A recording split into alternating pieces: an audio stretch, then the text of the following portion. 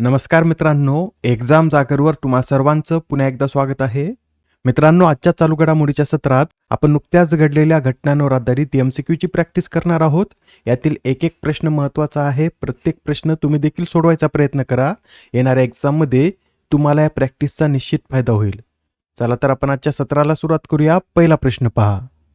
Royal सोसायटीची fellow मिळवणाऱ्या दुसऱ्या भारतीय महिला कोण ठरल्या आहेत?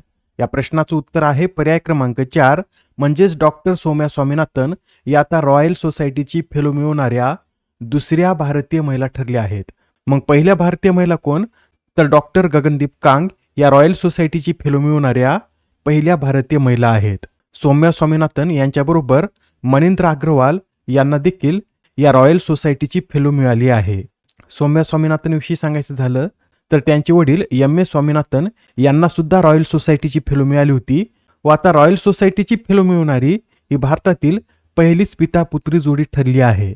सौम्या स्वामीनाथन या सध्या स्वामीनाथन संशोधन प्रतिष्ठानच्या अध्यक्षा म्हणून कार्यरत आहेत. या रॉयल सोसायटीविषयी सुद्धा माहिती नोट करून घ्या. ही जगातील सर्वात जुन्या आणि अत्यंत प्रतिष्ठित वैज्ञानिक संस्थांपैकी एक आहे. हिची स्थापना 28 नोव्हेंबर 1660 रोजी झाली होती व राजा चार्ल्स द्वितीय यांनी याला राजेशाही सनद प्रदान केलेली आहे.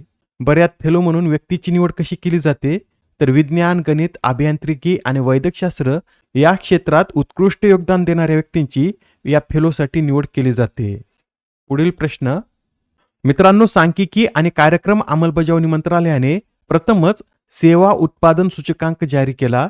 तर या सेवा उत्पादन सूचकांकाचे आधारवर्ष काय हेच आपल्याला यात सांगायचं आहे.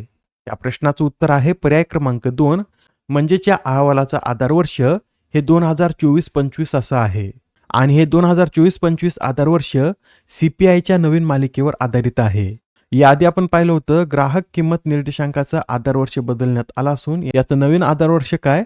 तर 2024-25 याचं नवीन आधारवर्ष आहे व यावरच पहिल्या सेवा उत्पादन सूचकांकाची निर्मिती करण्यात आली. या इंडेक्समध्ये सेवा क्षेत्राच्या 19 उपक्षेत्रांचा समावेश आहे. या माहितीमध्ये 2 पॉइंट पक्के लक्षात ठेवा की पहिल्या सेवा उत्पादन सूचकांकाचा आधारवर्ष 2024-25 आहे व यात सेवा क्षेत्रातील 19 उपक्षेत्रांचा समावेश करण्यात आलेला आहे. ठीक आहे. आता हा प्रश्न पहा.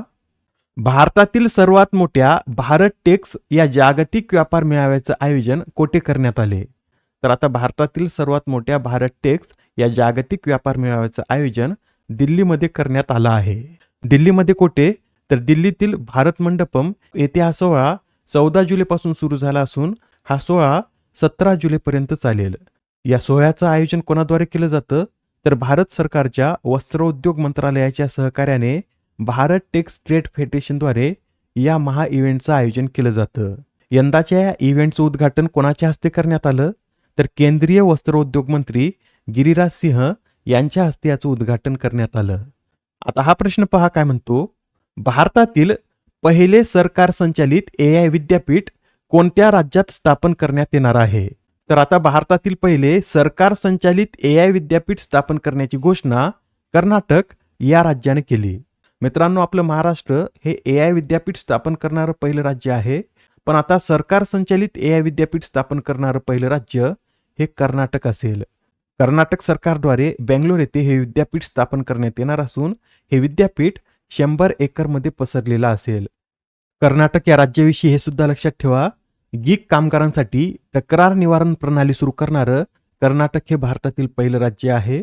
तसेच राष्ट्रीय पंचायत पुरस्कार 2025 मध्ये सर्वाधिक पुरस्कार हे कर्नाटक याच राज्यानं पटकावलेत आणि भारताची पहिली राष्ट्रीय AI आणि डिजिटल जल शिखर परिषद ही कर्नाटकातील बेंगलोर येथे आयोजित करण्यात आली होती व आता कर्नाटकचे 25वे मुख्यमंत्री हे DK शिवकुमार बनले आहेत. Next question. 12व्या ब्रिक्स कामगार मंत्र्यांच्या बैठकीचं आयोजन कोणत्या शहरात करण्यात आले? तर आता 12व्या ब्रिक्स कामगार मंत्र्यांच्या बैठकीचं आयोजन हैदराबाद येथे करण्यात आलं आहे. हैदराबादमध्ये ही परिषद 15 आणि 16 जुलै रोजी पार पडली व यंदाच्या परिषदेची थीम काय होती? तर building for resilience, innovation, cooperation and sustainability ही या 12व्या ब्रिक्स कामगार मंत्र्यांच्या बैठकीची थीम होती. मित्रांनो, यंदा भारत हा ब्रिक्सचा अध्यक्ष असून भारताच्या अध्यक्षतेखाली विविध ब्रिक्स परिषदा पार पडत आहेत. त्यासुद्धा आपण एकदा रिवाइज करून घेऊया. तर पहा, तिसरी ब्रिक्स परिवहन मंत्री बैठक ही नागपूरमध्ये आयोजित करण्यात आली.